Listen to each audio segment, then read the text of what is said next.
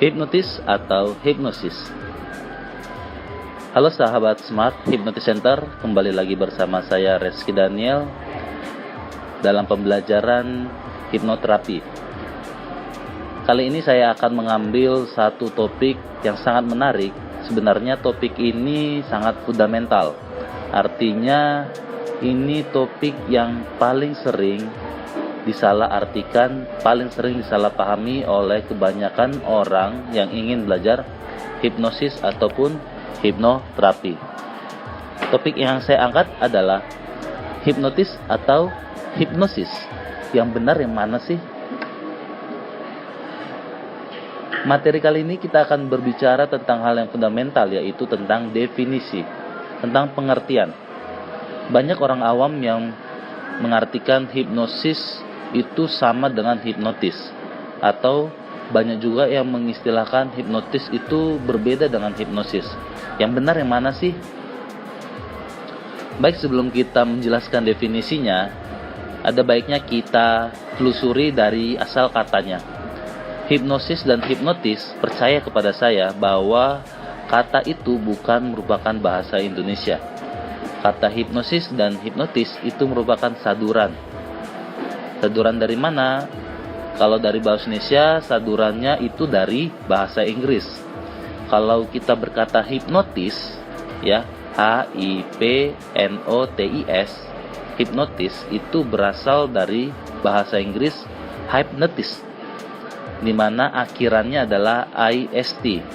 Atau kalau kita spelling secara bahasa Indonesia, H-Y-P-N-O-T-I-S-T.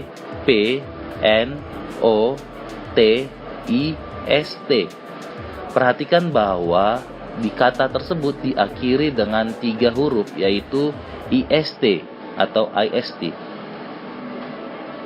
Dalam pembelajaran literatur di dalam bahasa Inggris, IST itu berarti person atau orang yang melakukan sesuatu. Jadi kalau seandainya kita berkata hypnotis, atau kalau di bahasa Indonesia adalah hipnotis, itu artinya adalah orang yang melakukan hipnosis. Saya juga bisa mengambil contoh, misalnya orang yang bermain gitar. Di dalam literatur bahasa Inggris itu disebut dengan gitaris, dan akhirannya adalah IST atau IST. Jadi kalau misalnya setelah belajar dari pemahaman ini, maka mulai saat ini dan seterusnya kita harus mengubah mindset kita bahwa hipnotis itu adalah orangnya yang melakukan hipnosis. Nah, lalu kita lanjut ke pertanyaan berikutnya. Lalu hipnosis itu apa gitu? Jadi kalau seandainya kita ambil dan telusuri kembali kata hipnosis, maka kita bisa dapat definisi hipnosis itu berasal dari kalimat bahasa Inggris atau kata bahasa Inggris yang berarti hypnosis. Hypnosis ini itu artinya proses. Prosesnya apa? Yaitu proses hipnosis itu sendiri, karena diakhiri dengan IS atau IS. Nanti pengertian secara mendalam tentang hipnosis akan saya ajarkan, saya sampaikan di bagian berikutnya dari sesi pembelajaran audio saat ini. Nah, namun ada beberapa hal yang perlu dipahami. Hal yang paling penting adalah ketika kita berbicara kepada orang awam, kepada masyarakat awam, kita jangan sampai terlibat pada perdebatan yang berupa perdebatan istilah. Karena bagaimanapun ceritanya, hipnosis adalah belajar tentang komunikasi. Dan komunikasi di sini berarti berbicara tentang feedback atau respon yang kita hasilkan. Berarti kita harus memastikan bahwa kita telah menyampaikan komunikasi yang memberikan atau telah direspon dengan baik. Jadi kalau seandainya Anda dengan orang lain berdebat antara hipnotis dan hipnosis yang mana yang benar, maka Anda tidak melakukan komunikasi yang efektif. Sebagai seorang yang mendalami hipnosis, Anda bisa mengambil beberapa strategi. Yang paling sering adalah ketika seseorang ngotot bahwa hipnotis itu adalah prosesnya, maka kita bisa mengambil kebijakan di mana orang yang melakukan hipnotis itu adalah master hipnotis atau ahli hipnotis atau penghipnotis, atau Anda juga bisa menggunakan istilah-istilah lainnya. Sekarang masuk kepada definisi hipnosis. Apa sih pengertian hipnosis ini? Sebelum kita masuk ke definisi, kita mungkin belajar mengenai sejarah awal pertama kali kata hipnosis ini muncul. Hipnosis ini dipopulerkan atau muncul ke permukaan setelah seseorang bernama Dr. James Braid memperkenalkan sebuah istilah hipnosis ini pada tahun 1847. Bagaimana seorang James Braid bisa memberi atau mempunyai ide atas nama dengan kata hipnosis ini? Jadi ketika suatu hari James Braid ini melakukan sebuah eksperimen kecil-kecilan dengan memberikan seperti instruksi atau sugesti kepada seseorang dengan kondisi matanya sedang tertutup. Nah, pada saat itu beliau melihat bahwa orang yang menerima sugesti dalam keadaan yang mata tertutup atau dalam keadaan yang kelihatan seperti tertidur, dia bisa menerima sugesti jauh lebih cepat. Dan pada saat itu dicoba dengan sebuah eksperimen di mana tangannya kaku atau katalepsi, atau dia mengalami parts amnesia atau dia mungkin lupa terhadap satu atau dua hal dalam pikirannya. Dan pada saat itu beliau memikirkan sebuah istilah, apa istilah yang paling oke dengan fenomena ini gitu. Kemudian beliau mencari literatur dan melihat bahwa di Yunani ada yang disebut dengan dewa tidur. Dewa tidur ini disebut dengan Hypnos atau dewa hipnos. Jadi dewa hipnos ini memiliki sebuah tempel di mana ketika seseorang punya masalah lalu datang ke tempel ini lalu dia tidur. Nah, yang ajaibnya adalah ketika dia bangun tiba-tiba masalahnya itu hilang. Misalnya kalau dia datang dengan rasa takut, rasa cemas, ketika dia bangun, ajaibnya orang tersebut rasa takutnya menjadi hilang. Atau ada juga yang merasakan dirinya sulit dari keterikatan kecanduan atau hal-hal yang mengikat dirinya terhadap suatu kebiasaan-kebiasaan tertentu. Atau bisa juga orang tersebut yang lagi buntu pikirannya karena tidak tahu menghadapi suatu persoalan di dalam hidupnya. Ketika dia tidur di tempel ini atau di kuil ini, ketika bangun orang tersebut tiba-tiba mendapatkan solusi atas masalahnya. Atau orang tersebut tiba-tiba bisa merasa lepas dari ikatan dari kebiasaan-kebiasaan buruk tersebut. Nah, James Braid dengan membaca literatur tersebut yang kita bisa katakan bahwa itu adalah mitologi Yunani, maka James Braid pun membuat kata hipnos menjadi sebuah kata yang didefinisikan atau dipopulerkan hingga saat ini, yaitu hypnosis atau hipnosis. Jadi kata ini sebenarnya adalah sebuah kata saduran dari mitologi Yunani. Nah, lalu berkembang di tahun 1847 ya. James Braid melihat bahwa ada suatu hal yang ajaib ataupun suatu hal yang berbeda dari pengamatan dia sebelumnya. Apa itu? Nah, pada saat itu ternyata James Braid melihat bahwa seseorang tetap bisa mendapatkan fenomena-fenomena yang pernah dulu dieksperimenkan seperti katalepsi, itu adalah badan terasa kaku, atau parts amnesia atau orang tiba-tiba kehilangan atau lupa terhadap sesuatu tanpa perlu menutup matanya, tanpa perlu orang tersebut harus kelihatan seperti orang tidur. Nah, pada saat itu James Braid melihat bahwa ada satu kata kunci yang membedakan ataupun sama dengan dua kejadian yang berbeda tersebut, yaitu adalah daya konsentrasi atau fokus terhadap satu hal.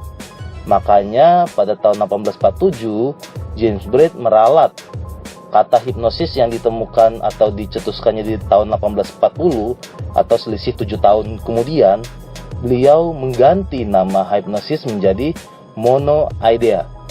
Dari kata mono itu satu, idea itu artinya ide atau hal. Jadi mono idea adalah suatu kondisi di mana seseorang terfokus kepada satu ide. Ajaibnya, kata ini dia berusaha memperkenalkan sebagaimana cara dia memperkenalkan kata hipnosis, tetapi orang atau masyarakat sekitar itu kurang menerima konsep ini. Bahkan kata hipnosis itu sudah terlanjur populer ke seluruh dunia. Jadi kata mono idea itu tidak laku, tidak laris, sedangkan kata hipnosis itu lebih laris ke seluruh dunia. Sehingga sampai saat ini, sampai detik ini, kata hipnosis yang terus dipertahankan. Padahal sebenarnya kata yang lebih tepat untuk menggambarkan fenomena ini adalah mono idea. At least hal ini penting saya sampaikan kepada teman-teman agar teman-teman bisa memahami bahwa kata hipnosis ini sebenarnya sama dengan mono idea.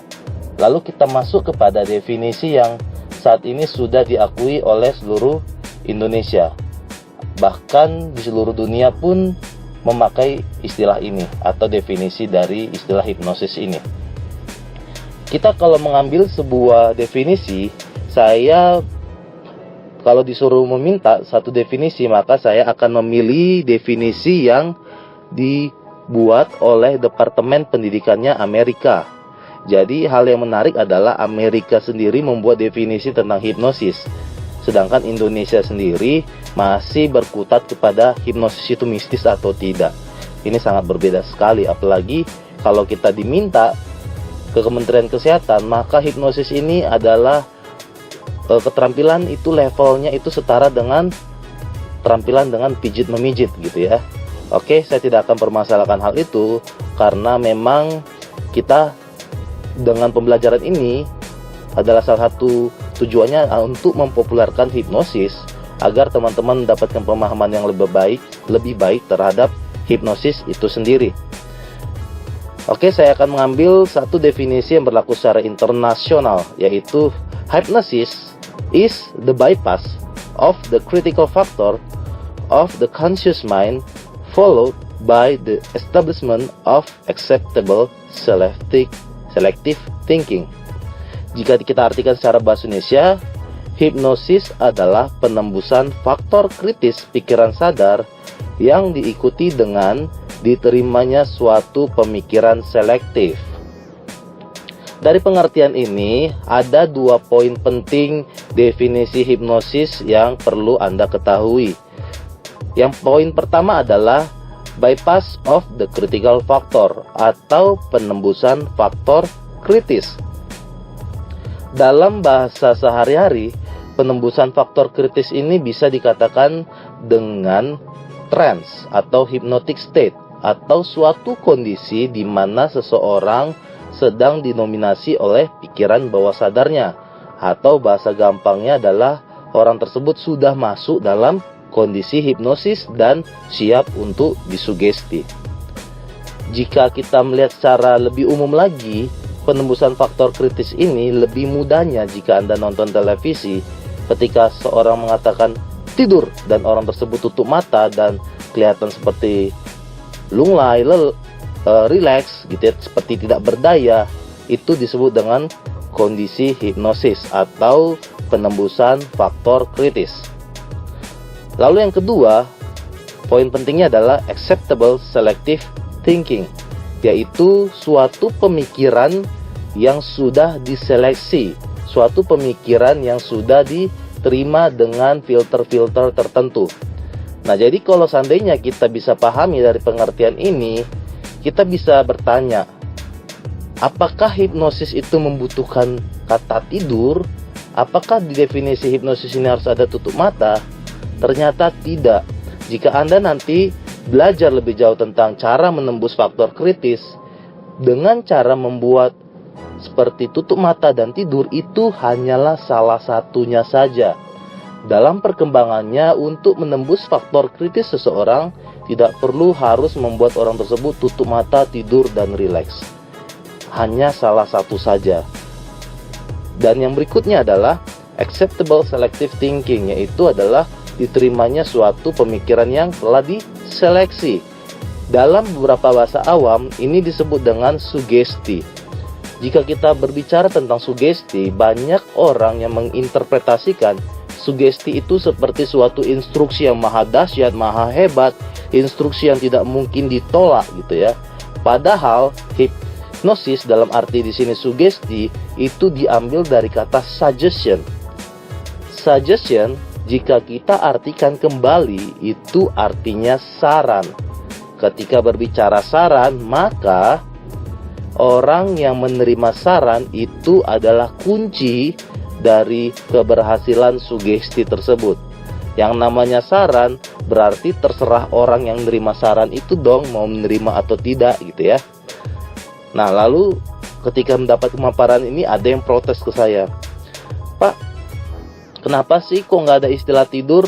Saya lihat di televisi orang yang dihipnosis itu tidur. Nah, ini sekali lagi pemikiran yang keliru. Dan dengan pembelajaran ini saya ingin untuk membuka mindset teman-teman agar lebih baik lagi dalam memahami istilah hipnosis ini. Lalu kemudian ada juga yang bertanya, Pak, hipnosis ini kan kalau saya lihat orang kalau memberikan sugesti itu kan seperti mengendalikan orang lain. Proses seleksinya tuh di mana? Nah, ini menarik. Jadi ada orang lain yang mengatakan bahwa hipnosis itu mengendalikan orang lain, bahkan mungkin dengan memberikan jin. Buktinya setiap kali disugesti orang tersebut ngikut kok.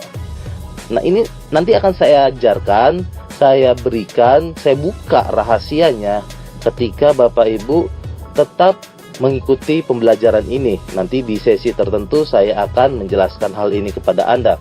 Dan jika Anda ingin melihat dan mengalami langsung, mempraktekannya langsung, ikuti workshop saya, itu akan jauh lebih efektif.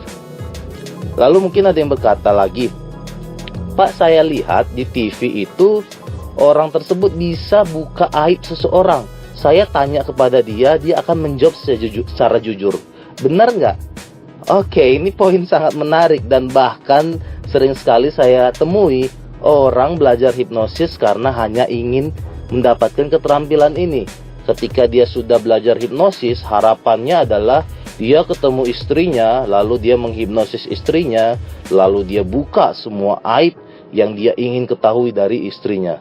Belajar hipnosis justru membuat orang lain jadi kepo. Apakah bisa seperti itu? Apakah benar bisa seperti itu? Ternyata tidak, hipnosis tidak seperti itu. Karena pada dasarnya sugesti yang diberikan itu harus diseleksi. Orang yang dihipnosis itu bersedia untuk menerima atau menjawab. Bahkan dia juga bisa menolak untuk menjawab. Untuk lebih jelasnya tentang miskonsep hipnosis ini akan saya berikan di pembelajaran berikutnya. Nah, jadi harapan saya melalui pembelajaran kali ini teman-teman bisa memahami dan mendapatkan penjelasan yang lebih baik dan lebih terstruktur tentang definisi hipnosis ini. Karena dengan pemahaman Anda yang benar terhadap hipnosis ini, maka pada saat Anda mempelajari hipnosis, Anda akan bisa mendapatkan pengalaman yang jauh lebih baik, jauh lebih tepat. Anda tidak perlu khawatir apakah ini sudah masuk dalam kondisi hipnosis atau tidak. Anda tidak perlu khawatir karena pada dasarnya semua orang akan tahu dengan benar apa itu hipnosis jika dia sudah mulai mendapatkan pemahaman yang tepat tentang definisi hipnosis itu sendiri. Demikian topik pembahasan kali ini. Semoga bermanfaat. Bersama saya Reski Daniel. Salam dahsyat luar biasa.